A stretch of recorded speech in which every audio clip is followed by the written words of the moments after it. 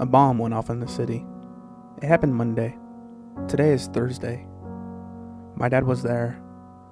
He hasn't come back yet. I've been sitting at the window every day waiting for him to come home. Mom says the bomb interrupted the electric grid in the city, so there's been barely any news about it. Our neighbor's son is a meteorologist stationed outside the city limits, and he told his father, who told us. The bomb was the biggest he'd ever seen. He saw a flash of blue light from outside the window and threw himself to the ground. He counted to 5 because it was his job to record phenomenon. At 5, the windows exploded into the room and heat like a furnace rushed over him. His father says he managed to call from an emergency line in the station. He's wounded, but okay. Dad was supposed to come home Monday night. Mom has been very quiet for the last few days. She doesn't say much at breakfast, and only gives me a "I love you" at bedtime on her way out of the room. I only cry then, in the dark. This morning, I stare out the window, hoping, by some miracle, I'd see him walking down the street and turn onto our walkway leading up to the house, smiling and waving at me. My heart leaps every time someone walks by. Mom comes in behind me. "Go upstairs and get ready for school, please." I turn around in my chair, but staring at the window is not going to change anything. Now go. I leave the window, feeling as though he won't come home unless I was there watching for him. Every day it's gotten harder and harder to sit there at the window and watch. I have a need to run outside and look for him, to ask every person in every store if they've seen him. Anywhere at all, because I need him. I need him home to wake me up in the morning and help me with homework and tell me jokes at the dinner table and be there for me when I need advice or just to talk and not be crushed under a mountain of concrete with pulverized shoulders that used to hold me during parades and they pressed my face into them when I needed to cry. I sob while I put my books into my bag, quietly, because I haven't heard Mom cry, and she won't hear me cry. The front door swings open from downstairs. "Hello?" For 3 days, I dreamed of that voice. "Dad!" I half screamed, and rushed to the landing, looking down over the banister, through vision that swam with tears. He was looking up at me. I couldn't tell if he was smiling or not, but I rushed down the steps and towards him, with a hysterical laugh of relief. I stopped dead when I came closer to him. His face was a deep red and covered in blisters. His arms looked burned, like they were held over a stove. His shirt was torn and covered in soot and maybe blood. "Dad, what?" "It's alright," he said. "Come give me a hug." I sprint to him and dive into his arms. He gives a little cry of pain. "Oh God, Dad, I'm sorry," I muttered, trying to pull away. "It's alright," he says. "I'm just a bit sore, that's all." He looks up, behind me. Mom's been standing there, watching us. She's finally crying. "Didn't you know when I'd be back?" Dad says to her, smiling. She rushes over, and the 3 of us are hugging together. It was a long time before we broke up. "What happened to you?" asks Mom. Dad looked at me, tentatively. His face is suddenly grave, pale. His eyes looked. Did they look scared? "I think it's best if you leave while I talk to your mother. Don't you have school in a bit? Go get ready for me." I nod, turning away reluctantly. As I head upstairs, I hear him say, "Let's sit down. I need some water." I return to my book bag with a different set of tears in my eyes. I knew he would be fine. I just knew it.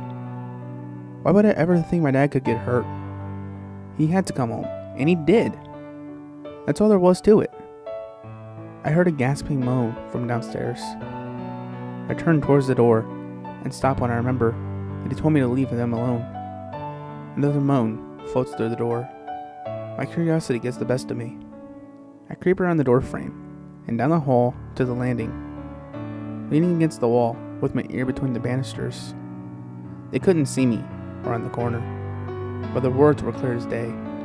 Just got to the hospital to inspect the facilities. It was around 8 in the morning. I was following the chief of staff to his office when it sounded like a cannon went off right beside me. The wall next to me exploded. Mom made another sound, like I had heard from upstairs. I couldn't see her, but her face was plain as day. She must have been chalk white. I was turning pale too. I found myself wondering how in the world he could have survived that. Dad continued. I woke up sometime later. I really have no idea how much later. It was pitch black, or it was, and hot.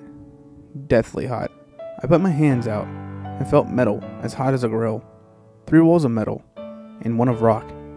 I remember asking myself if I was dead or captured or something. I started scratching and clawing at the rock to get out. It looked like I was in some sort of enclosure, like a space just big enough for my body. I had yanked enough rock away to pull myself out. I looked back and saw I was under a steel desk that had been thrown right side up on top of me. It was a perfect cover.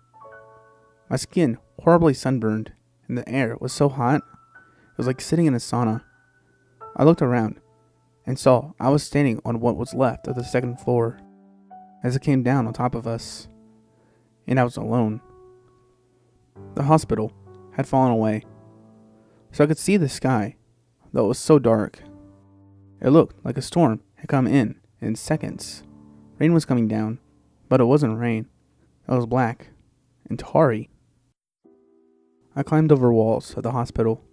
I was so thirsty and so groggy. I knew there would be no running water, but we were close to the bay, and I crossed the river to get to the hospital. So I started making my way back there. I was so lucky to be close to the city limits.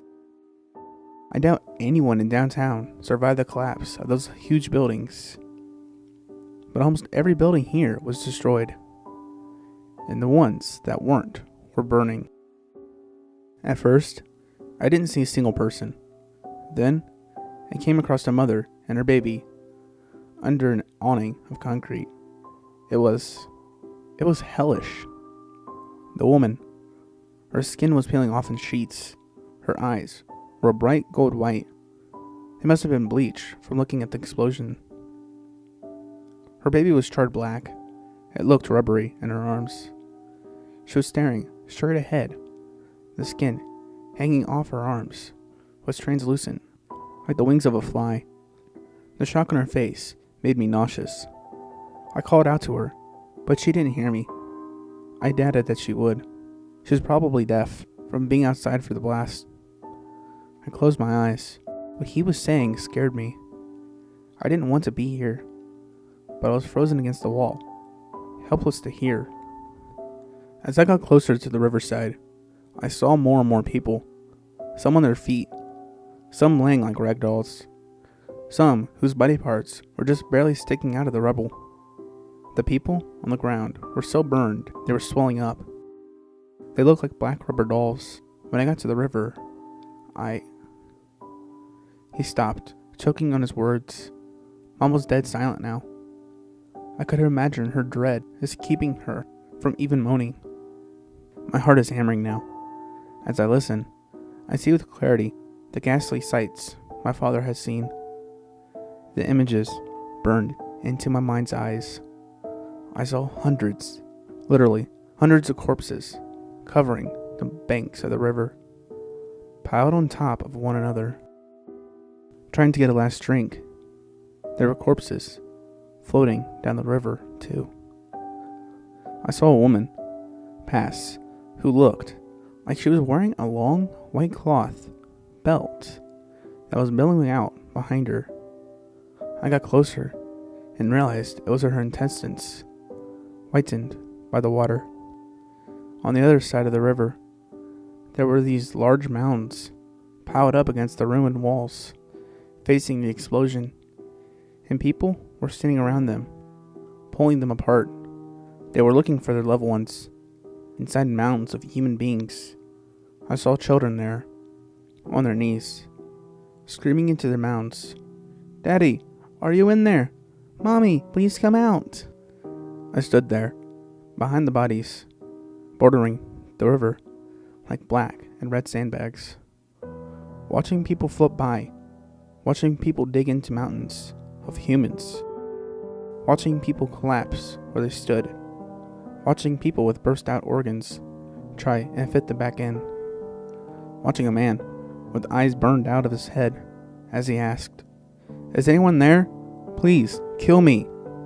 I stood there under the gray sky, watching all this through smoke as black rain fell. And you know what I realized?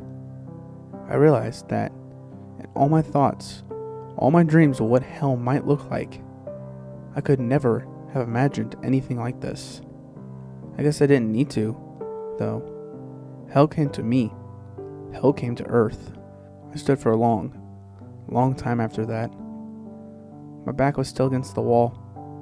The grotesque images swam in front of me, as if at the end of a black tunnel, the woman writhing, the men pleading for death, the corpses grinning up at me as they floated by.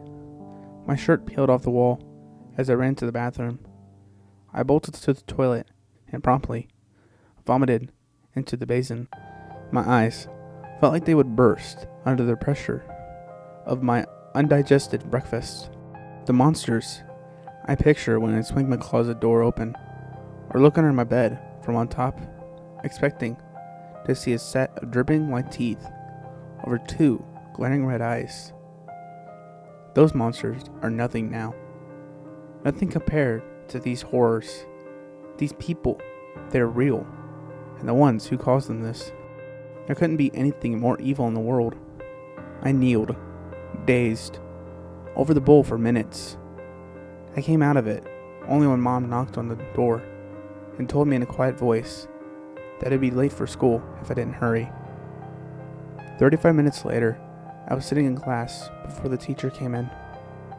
Before I had left the house, I hugged my dad, who had fallen asleep on the couch where he sat. His face looked very lined, very tired under his blisters. He looked older. I hated thinking of him that way, but I couldn't stop myself. I came out of it slightly when the teacher came in at 11 o'clock, shushing the chattering class. He wrote the month and then ninth on the board before turning to us. "Kids," he said, "I know things have been scary these last couple days, but we all need to remember to keep calm, okay? It's especially important to obey your curfews and not to cause ruckus of any type." I'm talking, of course, about the incident that happened last night. It seems someone has defaced the school sign outside. You may have seen it on your way in this morning. Now, I hope the perpetrator is not part of my class, but if he or she is here, I ask that they come forward and confess.